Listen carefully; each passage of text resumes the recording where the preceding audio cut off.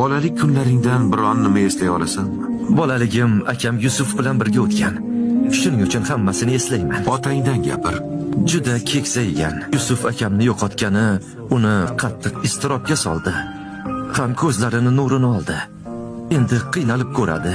Undan Yusufni unutishini so'radik. Ammo afsuski unutmadi.